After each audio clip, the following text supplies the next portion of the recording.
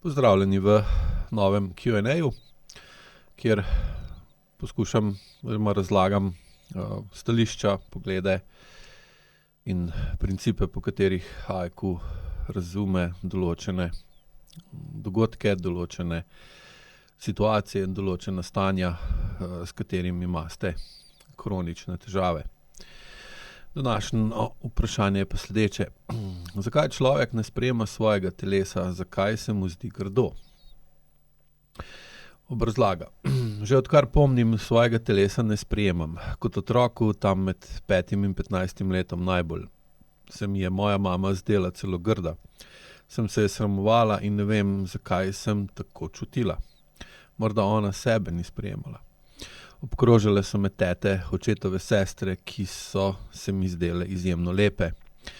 Danes mame ne vidim več take, za svoja leta prav dobro izgleda, sebe pa še vedno. Zdaj so se mi začeli nabirati še odvečni kilogrami. Včasih sem bila vitka. Poskusila sem že več diet, ki ne učinkujejo. Pravzaprav sem se znašla v začaranem krogu ukvarjanja s hrano in se mi zdi, da sploh ne uživam več, ker je ves čas prisotna krivda ob hranjenju. Ta trenutek mi je prišlo na misel, da sem že kot otrok za mizo ves čas sedela v krivdi in strahu, kako bom jedla, da me ne bo oče kregal, ker je bilo vedno kaj narobe, sem mu šla na živce, se mi zdi. Nisem prav držala žlice, srebala sem, prehitro sem jedla, preveč sem jedla, umazala sem bila, vedno je bilo kaj. Odnos do svojega telesa imamo v bistvu podoben, kot so imeli starši odnos do nas, ko smo bili otroci. To se vedno znova vidi pri delu s strankami, ko jih opazujem, kako izvajajo vaje, kako govorijo o sebi, kako živijo, kako funkcionirajo, je jasno vidna povezava med tem, kako so imeli do njih kot otrok odnos starši in seveda kakšen je pol njihov odnos do lastnega telesa. Jasno pa tudi, da odnos do sebe in razumevanje samega sebe dobimo skozi to, kako se naši starši odzivajo na nas. Seveda, odziv staršev na nas je pa tudi odvisen od tega, kako starši dojemajo sami sebe. In če je recimo vaša mati imela pepelkin sindrom, kar je zelo pogosto, se pravi, da je imela občutek nepomembnosti, nezadovoljivosti, da ni bila dovolj dobra, da je bila njena vrednost definirana samo s tem ali pa predvsem s tem, koliko je bila pridna, koliko je bila koristna, koliko je bila delovna. V takem primeru seveda oseba ne more razviti o sebi dobrega mnenja, niti ne more paziti na sebe, biti do sebe pozoren, biti naučen na to, da razume, kje so njegove meje, da skrbi zase in da se ima z drugo besedo rad.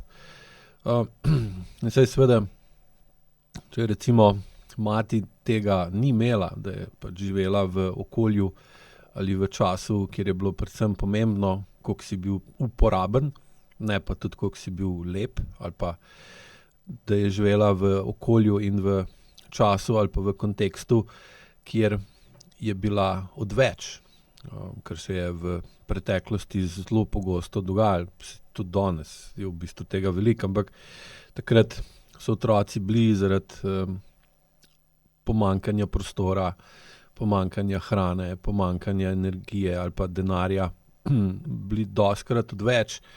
In seveda, ko je otrok staršu odveč, ga ne privlači in se ima do njega občutke, ki so entropični, ki otroka rinejo stran.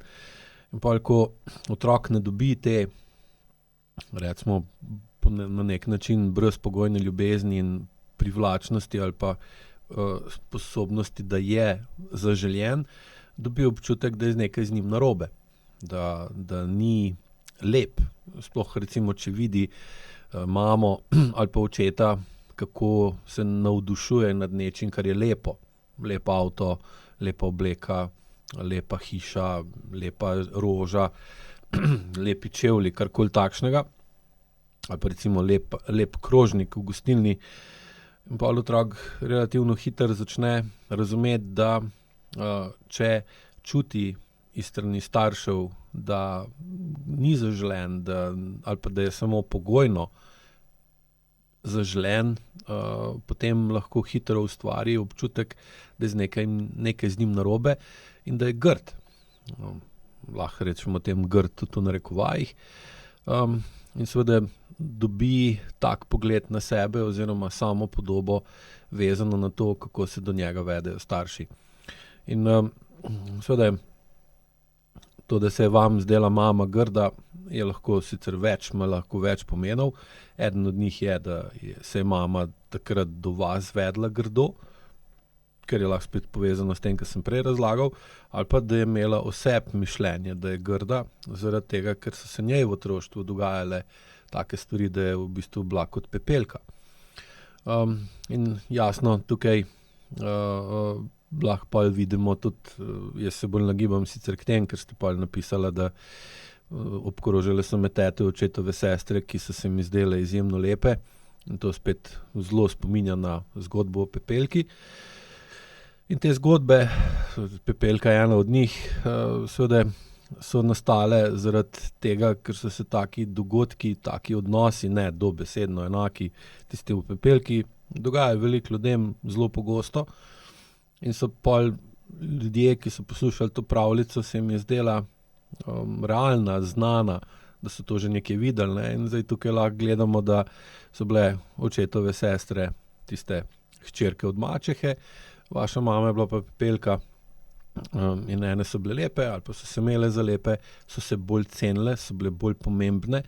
Tukaj bi zdaj bilo treba pogledati, kakšen je bil odnos staršev tet, ne,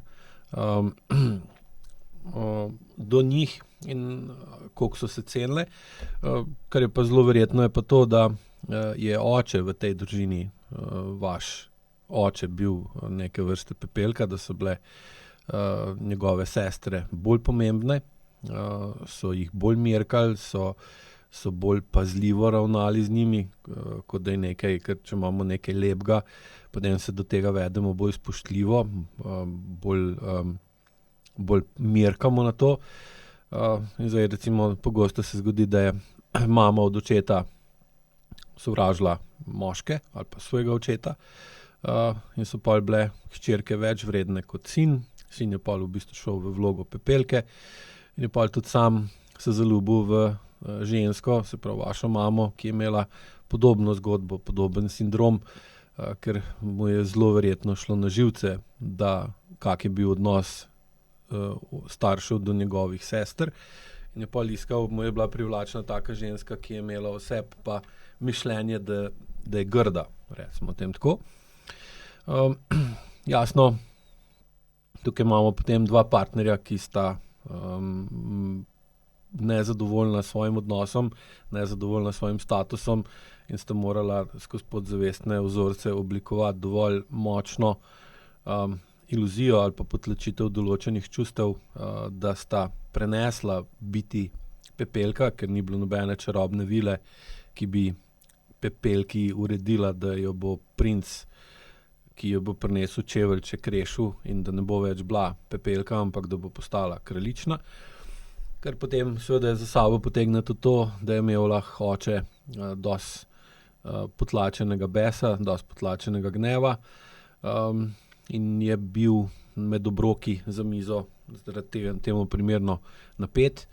Običajno to pomeni, da so se pri njegovi izvorni družini med hrano, med kosilom ali pa večerjo kregali, ker dostikrat sploh, če je na eni strani recimo temu ženski klan očetove mame pa njenih njegovih sester, na drugi strani bil pa oče, pa mogoče tudi njegov oče pa vaš oče.